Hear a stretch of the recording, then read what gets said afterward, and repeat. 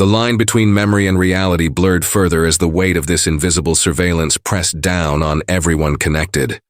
It was no longer just Brandon's story. It was ours.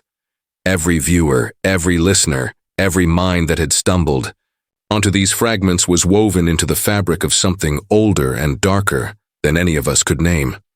The symbols appeared again, in quiet corners of forgotten forums, in the flicker of street signs during late-night drives, in the jarring static of intercepted transmissions.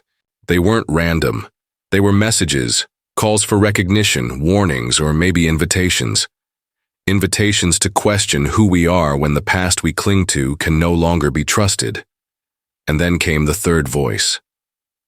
Unlike Brandon's fragmented memories or the anonymous digital messages, this voice was steady, watching from the outside yet somehow inside everything. A presence that felt both comforting and deeply unsettling. The observer. Someone who might be the only one telling the truth, or perhaps just another piece in the puzzle. They spoke not with certainty, but with the weary caution of someone who had watched the same nightmare unfold 1,000 times, each time with a different face, a different name. They don't want you to trust your memories because if you do, you'll see the cracks, they said, their words heavy with meaning. You're not crazy. You were never meant to be whole. But within these fragments lies the map, the pattern, and if you follow it, if you dare, you'll find the edge of the illusion. The edge. A place where identity, memory, and control dissolve into something unrecognizable. The observer's warnings cut deeper as they described figures lurking beyond the veil. Forces that shaped reality like a puppeteer pulling strings from a distance so vast it swallowed all attempts at clarity. This force was neither human nor divine. Something older, waiting patiently beneath the surface, feeding on doubt, fear, and the desperate need to know. As the story spiraled outward, viewers found themselves no longer just watching, but becoming part of the enigma.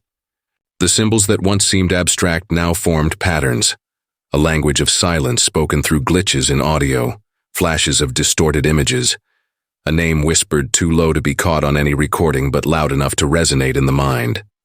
A name that belonged to no one and everyone, a name that hinted at the heart of the conspiracy, or perhaps its greatest lie.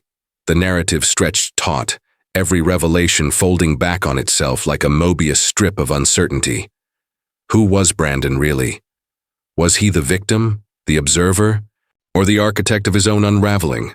Were the others truly watching, or were they shadows cast by the same force that haunted him? And most haunting of all, what if the force watching was within us all, lurking behind every memory we claim as our own, rewriting the story in silence? The observer's final message lingered in the air, a breath caught between fear and revelation. You've been looking for answers in the wrong places. The real question isn't what happened, but who is watching you now, and why? The screen flickered once more, the symbols flashing one last time before fading into black.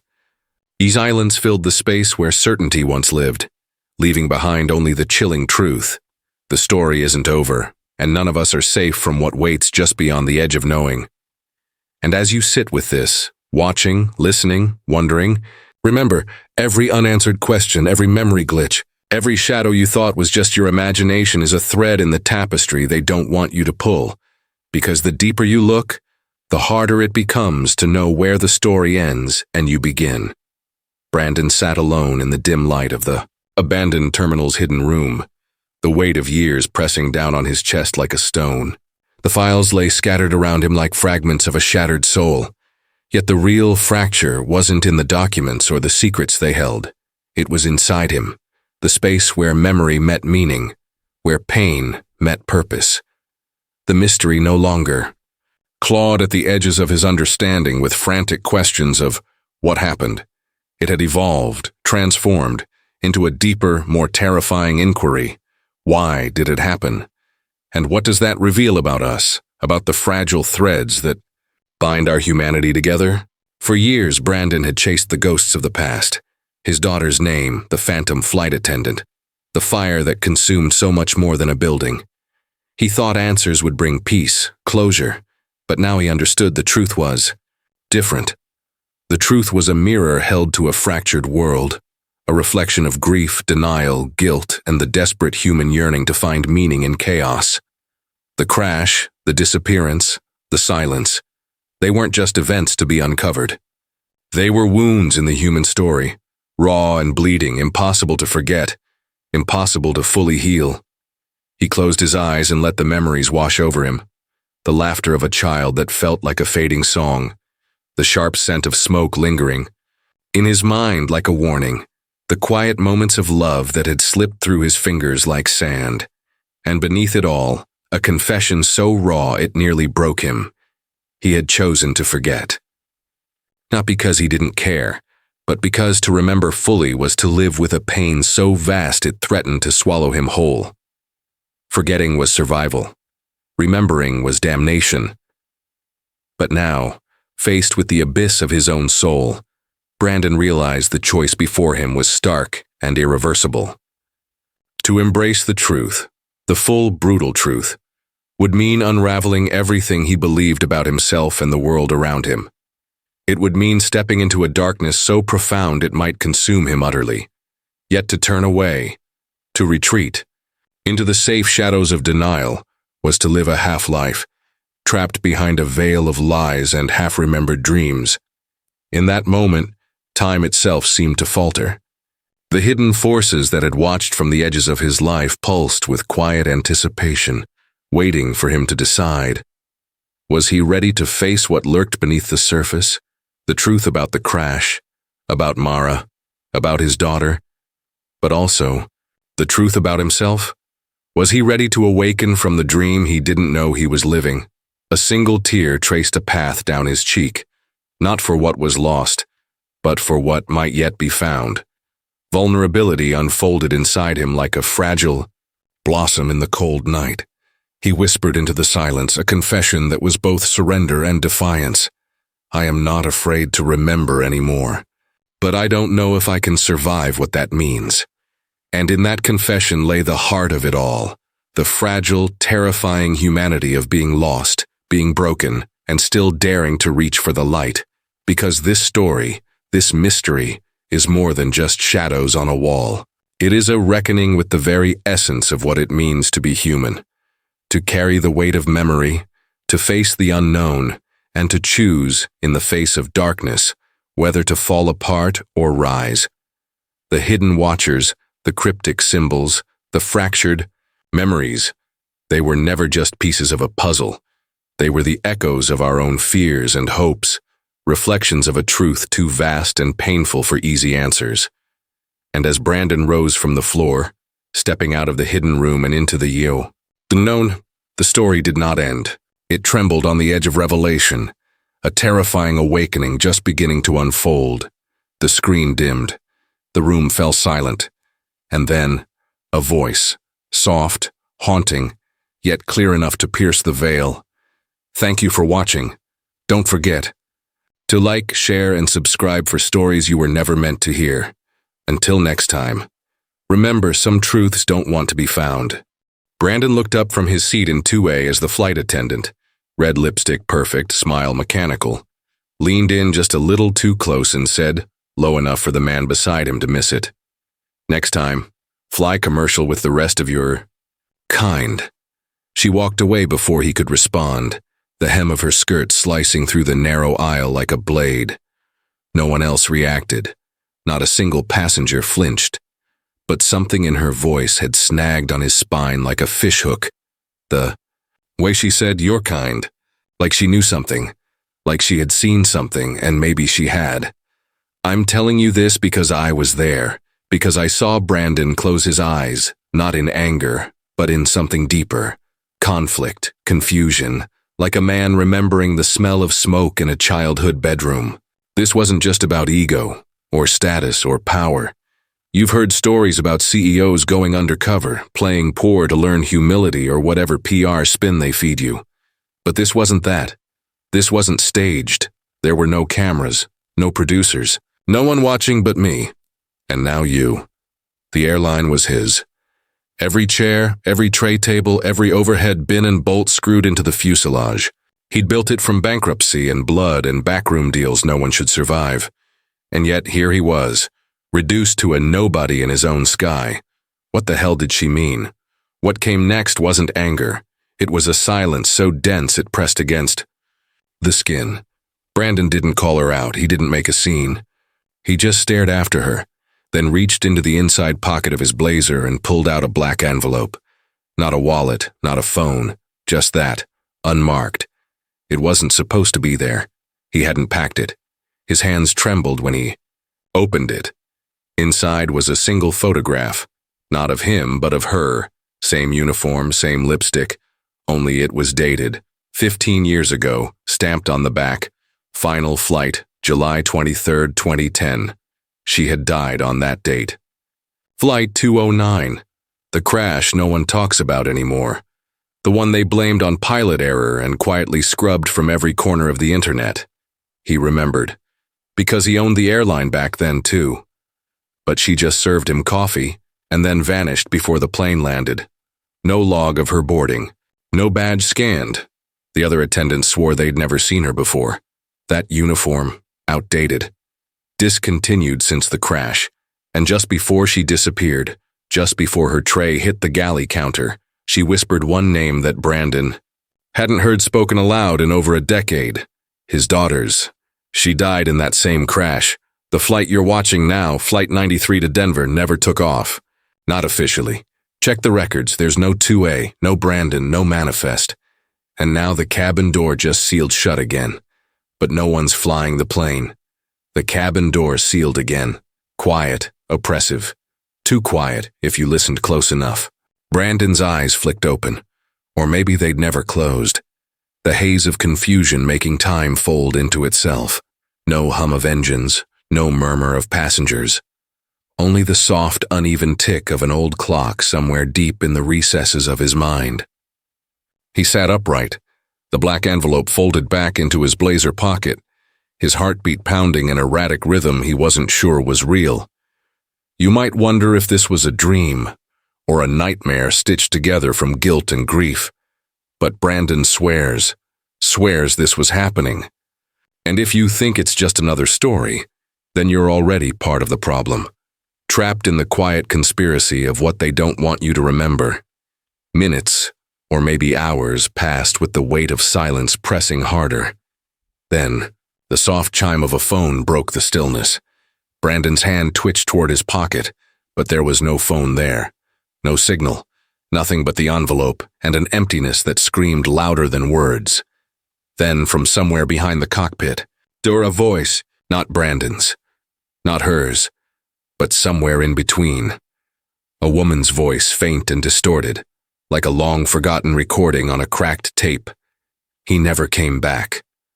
He froze, eyes darting toward the locked door, pulse scrambling through his chest like a caged animal. No one was supposed to be there. No one was supposed to speak. The flight was empty, unrecorded, an unsolved mystery folded into the cracks of public memory.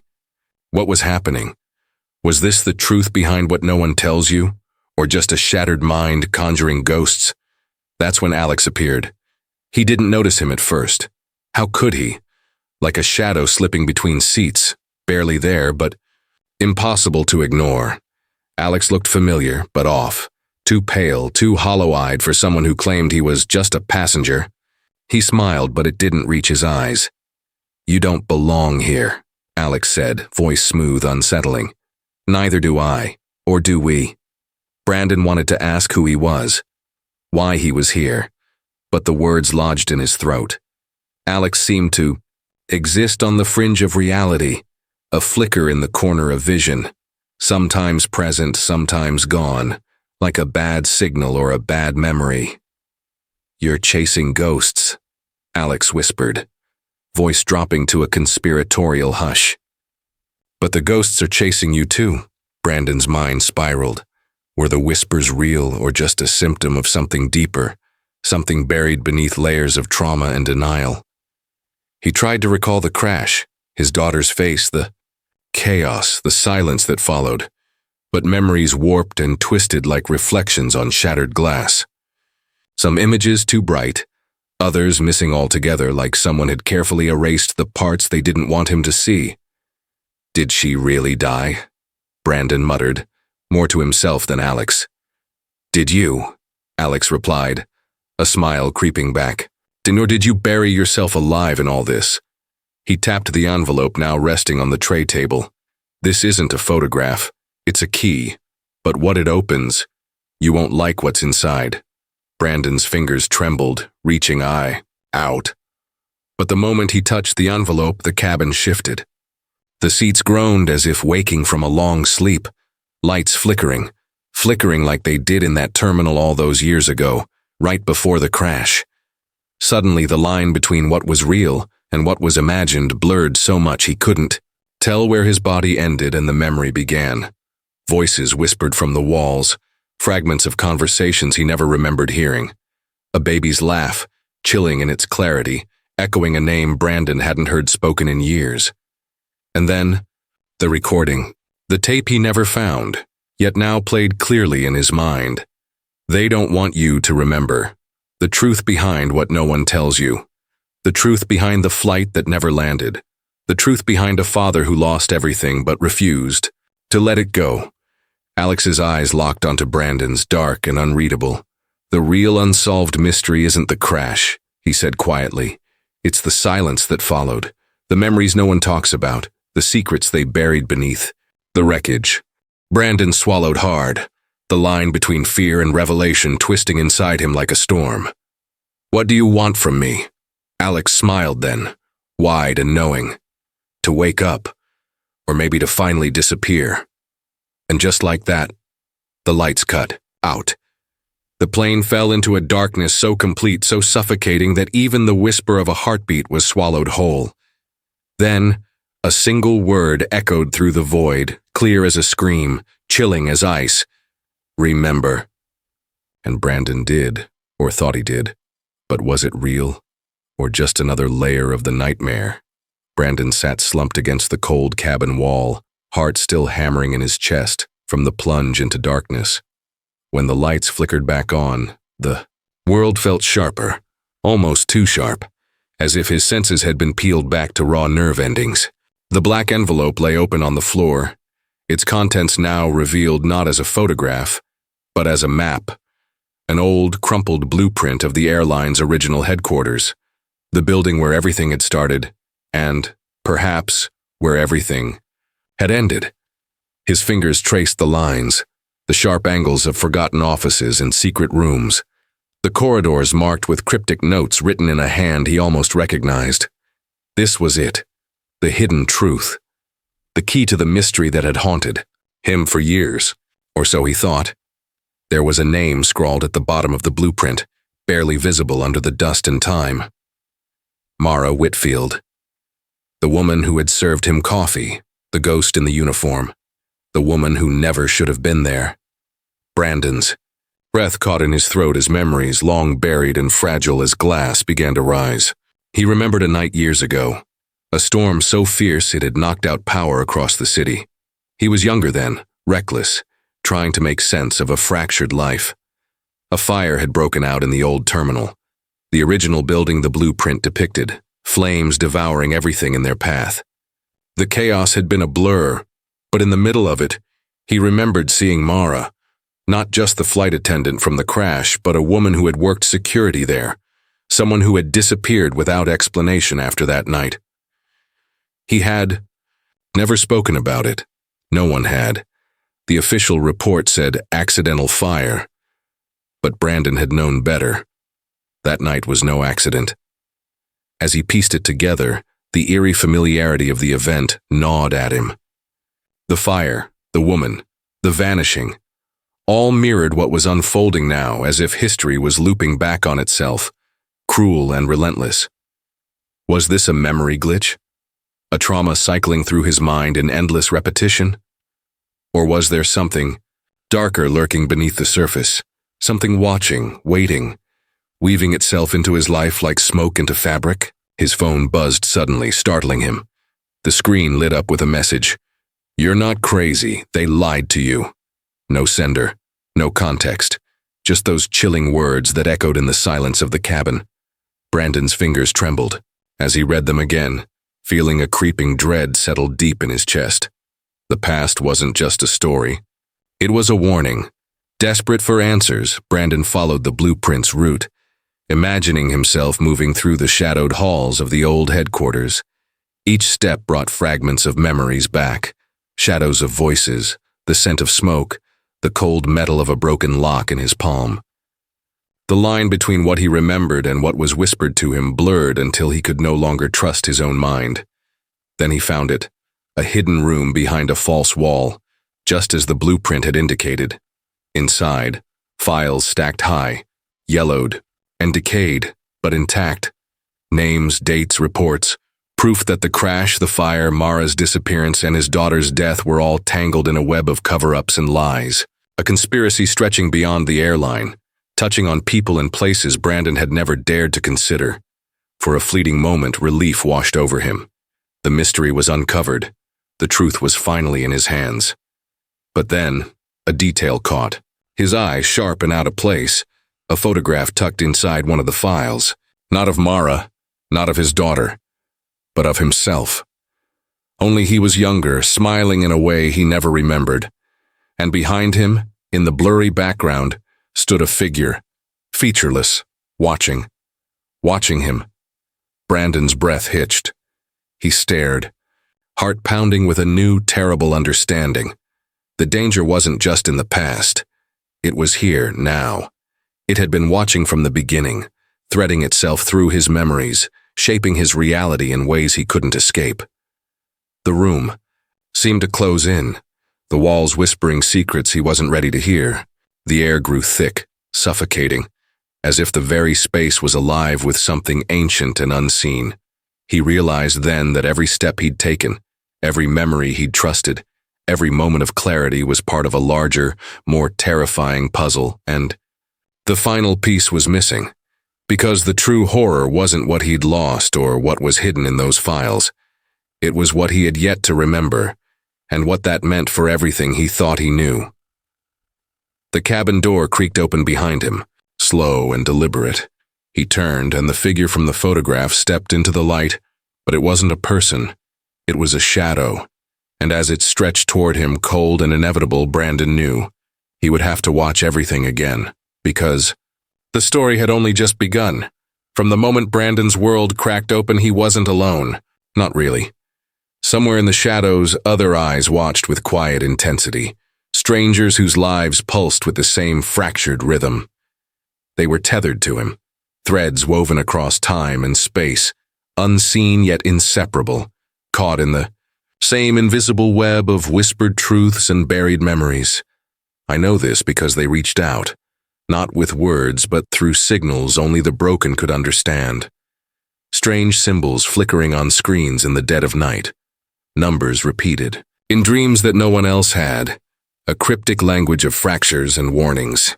And when Brandon thought he was losing himself, these others were silently tethering themselves to the story, the conspiracy, the truth that clawed its way out of darkness. You were right all along. The message came through again, buried inside. A static-filled video sent anonymously to a forgotten inbox. Found footage from 20 years ago. Grainy, unsettling. A flickering image of a plane's cockpit bathed in red warning lights, the pilot's face hidden behind trembling hands, the crackling voice of a woman speaking over a radio. They're watching. They never left. The video ended abruptly, leaving behind an echo of dread and the faint trace of a symbol, one Brandon had seen before, etched faintly on the underside of his own flight attendant's badge. What the government never released, what no archive dared to hold, was alive and watching still.